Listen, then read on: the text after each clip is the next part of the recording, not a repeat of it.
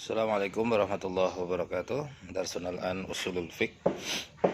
Al-an sanwasil mazilna fi al-muqaddimah an usulul fiqh. Kita masih belajar di muqaddimah usul fiqh. Bilamsi ta'alamna an ta'rif ma huwa ilmu usulul fiqh, mal farqu baina usul fiqh wa usuluddin. Wa kadzalika ba'dul amsilah minal qawaid al-usuliyah. Ada contoh-contohnya kemarin, dan apa perbedaan antara ilmu usul fiqh dengan ilmu usuluddin. Walan wasil as-safhah al-ashirah la budda lil qaidah al-usuliyah min dalil. Kaidah usuliyah itu harus ada dalilnya. Al-qaidah al-usuliyah kama qulna tanbani 'alaiha al-furu' at-tasyri'iyah. Dalam kaidah usuliyah itu terbangun furu' tasyri'iyah. Wala makanal hukmu al-far'i bihajatin ila dalilin li isbatihi. Hukum furu', ya, hukum furu' itu misalnya apa hukum sholat tahajud. Sholat tahajud itu hukumnya sunnah. Ini furu' ya. Dan harus ada dalilnya. Apa dalilnya bahwa sholat tahajud itu sunnah? Karena dulu sholat tahajud itu pernah diwajibkan. Fala yasbut hukmun illa bidalil. Sebuah hukum tidak akan terlaksana kecuali akan ada dalilnya. Fa innal qaidah al-usuliyah ahwaja ila dalil. Dan kaidah-kaidah usuliyah itu butuh kepada dalil. Fala yajuz isbatul qaidah al-usuliyah bi ghairi dalil. Tidak boleh menetapkan sebuah kaidah tanpa ada dalilnya. Bal innahu yanbaghi alla tasbut al-qaidah al-usuliyah bidalilin fihi du'fun.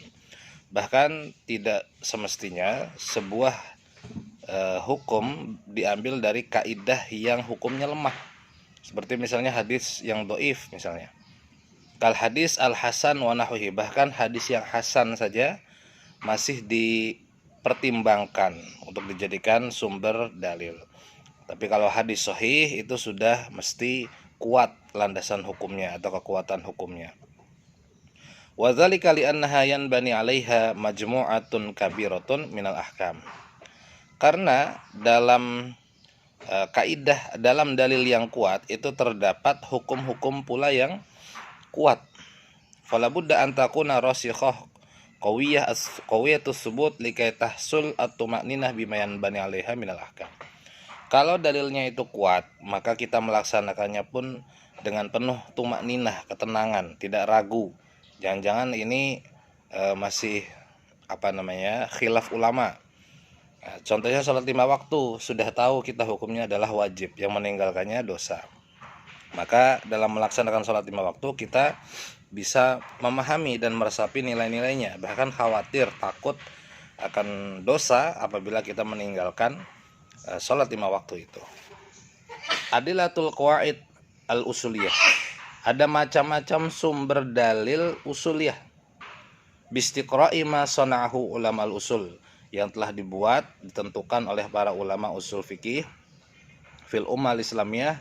Najidu andahum istadalul isbatil qawaid al-usuliyah bi adillatin mukhtalifah. Kita telah menemukan banyak sekali sumber-sumber hukumnya yang telah dijadikan rujukan para ulama. Al-awwal, ini ada 4 ya. Al-awwal nususul Quran atau ayat Quran bin kitabillahi ta'ala. Fal qaidah usuliyah la taklif illa bimaqdurin alaihi. Maka sebuah kaidah hukum, sebuah kaidah dalam usul fiqh, kalau tidak ada pembebanan dalam Al-Quran gitu ya, tidak diperintahkan dalam Al-Quran, berarti dia tidak kuat atau bahkan tidak dianjurkan untuk melaksanakan kalau tidak ada dalilnya gitu ya. Daliluha qauluhu ta'ala la yukallifullahu nafsan illa wus'aha. Contohnya Allah tidak membebani kita untuk berpuasa sunnah setiap hari misalnya, tidak. Bahkan puasa sunnah setiap hari itu tidak ada, bahkan malah dilarang gitu ya, malah menjadi larangan dalam beribadah. Tidak ada juga perintah atau sunnah untuk sholat tahajud sampai menjelang subuh dari setelah isya misalnya ya. Tapi yang Allah perintahkan adalah istirahat. Walaupun di sela-sela istirahat kita bangun sebentar untuk tahajud. la taklif ya, karena Allah tahu kita tidak bisa menjalankan semua ibadah itu di waktu harusnya kita beristirahat. Nususun nabawiyah, yang kedua adalah nusus nabawiyah atau bisa kita sebut dengan hadis nabawi. Fal qaidah al-usuliyah al-amru yaqtadi al-wujub. Contohnya adalah dalam sebuah kaidah usul fiqh, al-amru yaqtadi al-wujub. Ketika Allah perintahkan sesuatu, maka dalam perintah itu Allah inginkan hambanya untuk mengerjakannya, hukumnya wajib. Daliluha qaulun Nabi, laula an asyqa ala ummati la amartuhum bisiwak ma'a kulli salat. Contohnya adalah perintah Nabi, kalau seandainya aku tidak mempersulit umatku, benar-benar niscaya aku akan memerintahkan kepada mereka untuk bersiwak setiap sebelum sholat atau ketika mau sholat. Yang ketiga, kaidah usuliyah al-lughah al-arabiyyah wa ulumuha, berasal dari kaidah bahasa Arab dan dari ilmu yang terlahir dari bahasa Arab itu ya. Fal qaidah al-usuliyah al-amru yaqtadi al-faur, misalnya sebuah perintah itu mengandung arti untuk langsung dikerjakan, langsung al-faur mubasyarah gitu ya. Daliluha anna dzalika yafhamuhu ahlul lughah. Falau qala as-sayyid li khadimihi asqini ma'an fata'akhar kana maluman. Contohnya begini, ketika seorang tuan minta tolong kepada pembantunya, tolong ambilkan saya air atau berikan saya minum. Kira-kira berikan saya minum apakah detik itu juga, atau sejam lagi, atau bahkan besoknya boleh gitu, atau tahun depan? Pasti minta saat itu juga ya. Tapi si tuan itu tidak bilang askini ma'an al-an itu nggak disebutkan. Dari mana kita mengetahui bahwa dia butuh minum saat itu juga? Nah, ini kita menggunakan logika ya, dengan ilmu lughah tadi. Yang keempat adalah al-aqal ya, akal yang Allah berikan. Fal qaidah al-usuliyah idza ikhtalafa mujtahidani fi hukmin fa ahaduhuma mukhti daliluha al-aql. Apabila dua orang mujtahid ya, hakim misalnya, memutuskan sebuah hukum atau perkara, kemudian barangkali berselisih faham. Misalnya apa? Misalnya dalam menentukan hukum sebuah warisan misalnya ya, ada sebuah ada ahli waris yang barangkali statusnya itu masih diragukan, syubhat misalnya, ada ikhtilaf, ini anak kandung atau anak angkat karena tidak ada aktenya barangkali begitu ya. Maka bagaimana cara untuk mengetahuinya, cara untuk beristihadnya? Karena barangkali datang ke hakim yang satu jawabannya A, datang ke hakim yang kedua jawabannya berbeda. Maka dengan akal gitu ya, dengan akal apa saja langkah-langkah untuk memperjelas nasabnya tadi dilakukan. Setelah jelas nanti diambil satu kesimpulan yang paling kuat, yang paling rojih gitu ya. Fainal aqla yahkum bistihalati sidqi an-naqidaini, karena akal itu bisa menghukumi ya istihalah sidqi. Jadi sesuatu yang tadinya jelas bisa menjadi mustahil itu dengan akal. Bahkan sesuatu yang jelas menjadi mustahil gitu ya. Nah, atau sebaliknya gitu. Ini bisa dilakukan dengan akal sehingga yang satu menjadi hukum yang satu tadi A dan B menjadi jelas mana yang lebih kuat. Tasnif mabahis ilmil usul. Apa saja kitab-kitab karangan yang membahas tentang ilmu usul fiqh? Qadimna anna ilmal usul huwa majmu'atul qawaid al-'ammah allati tustakhdam fi istinbatil ahkam asy-syar'iyyah al-far'iyyah min adillah tafsiliyah. Jadi sudah dijelaskan bahwa ilmu usul fiqh itu adalah majmu'ah, kumpulan dari kaidah-kaidah umum ya, yang digunakan dalam menentukan sebuah hukum. Jadi usul fiqh itu belum menjadi produk hukum. Hukum itu adanya dibahas dalam fikih. Hukum sholat itu 5 waktu wajib, sholat tahajud itu sunnah, sholat idul fitri misalnya sunnah muakkad dan lain sebagainya, itu adanya di fikih. Tetapi usul fiqh majmu'ah al-ahkam, majmu'ah atau qawaid al-ammah, memberikan kaidah-kaidahnya gitu ya.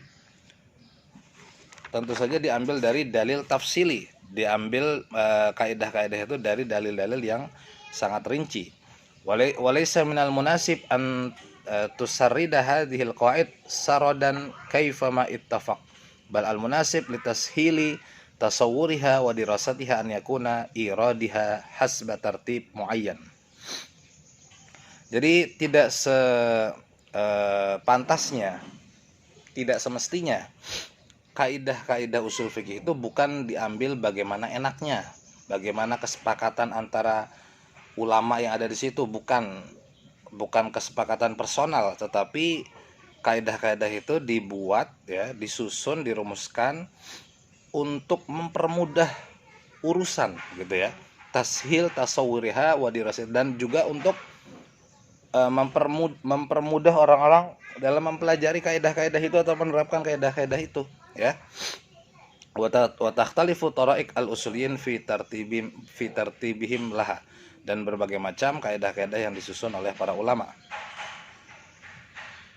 Langsung saja. Wa min ajli zalik tajma'u mabahis ilmil usul fi arbati umur asasiyah. Nah, ada 4 mabahis ilmu usul ya. Artinya ada 4 pokok sumber ya, pembahasan ilmu usul. Nastati al-qaul innaha al-arkan al-arba'ah, kita sebut sebagai 4 rukun usul fiqh ya. Al-awwal, ar-ruknul awal, al-hukmu asy-syar'i, hukum syariat. Hukum syariat, siapa yang menciptakan hukum? Asy-syari'. Asy-syari' itu adalah Allah Subhanahu wa taala. Al-hakim Allah Subhanahu wa taala. Wa nubayyin haqiqata al-hukma asy-syar'i wa anwa'uhu wa ta'rifu kulli naw'in wa khasa'is. Dalam hukum syariat itu dijelaskan apa saja jenisnya, kemudian definisi setiap bagian, dan apa saja khasa'isnya, dan apa yang hal-hal apa yang bisa dihukumi dan lain sebagainya. Ar-ruknu as-tsani al-adillah, yang kedua adalah dalil-dalil. Mayasluh antustambata minhu al-ahkam asyariyah, apa yang bisa dijadikan rujukan untuk menyimpulkan hukum. Contohnya Alkitab, Al-Quran, As-Sunnah, Nabi, Al-Ijma, ini ulama, Al-Adillah al-Muttafaq alaiha. Itu tadi 3 hal itu. Ada tambahan satu lagi yaitu Al-Qiyas. Wanadkur Al-Adillah, tapi qiyas ini memang bukan dalil. Qiyas itu adalah metode ya. Maka dalam buku ini qiyas tidak masuk dalam adillah muttafaq alaiha. Sedangkan di buku usul fiqh yang lain mungkin itu termasuk adillah muttafaq alaiha arba'ah. Di sini hanya salasah. Ya, itu hanya ini saja, perbedaan sedikit. Tapi qiyas itu memang diakui adalah sebuah metode. Kalau yang 3 tadi adalah sebuah dalil gitu ya. Ar-ruknu as-salis wa huwa yastamil ala kaifiyati dalalatil adillah alal ahkam. Kadalalah an-nutqiyah wa dalalah bil fahwa wal isyarah wa dalalah bil ma'ani wal ilal wa hiya ad-dalalah al-qiyasiyah. Nah, yang ketiga itu adalah bagaimana Nabi menyampaikan ya, atau Allah Subhanahu wa taala menyampaikan perintahnya, apakah dengan qaul atau dengan al-fahwa wal isyarah, dengan isyarat. Misalnya Nabi ditanya jumlah hari dalam Ramadan, pakai isyarat jawabnya, gitu kan? Wa dalala bil ma'ani wal ilal wa hiya dalal qiyasiyah. Wa ruknu ar-rabi, yang keempat adalah al-ijtihad. Fa nubayyin ma'nahu wa haqiqatuhu. Jadi yang keempat adalah ijtihad. Ini wilayahnya para mujtahid. Apabila seorang sudah mencapai derajat mujtahid, maka beliau itu sudah derajat keilmuan yang paling tinggi ya dalam kalangan ulama. Artinya sudah menguasai fikih, usulul fikih, tafsir, hadis, bahasa Arab, kemudian hafal Quran dan ilmu hadis gitu dan lain sebagainya. Ini syaratnya sangat berat. Apabila tidak sampai pada level itu, karena level itu sangat jarang ya di dunia ini, hanya beberapa saja, segelintir orang, maka di bawah level itu adalah muttabi ya. Muttabi ini bisa juga levelnya para ulama yang di bawahnya mujtahid, karena tahu dalilnya, kemudian tahu berasal dari qaul imam siapa ya, bahkan mungkin hafal dalil-dalilnya. Yang ketiga adalah muqallid. Muqallid ini orang awam. Kita kalau ditanya tahu dalilnya. Apa itu dalilnya? Apa sholat Idul Fitri adalah sunnah muakkad, dalilnya tahu? Mungkin nggak tahu, mungkin ya. Artinya kamu kok tapi sholat Idul Fitri. Nah, kita ketika dalam kondisi ini orang disebut dengan muqallid gitu ya. Nah, yang keempat ini tadi adalah mujtahid. Cukup. Kalau ada pertanyaan silakan diajukan. Assalamualaikum warahmatullahi wabarakatuh.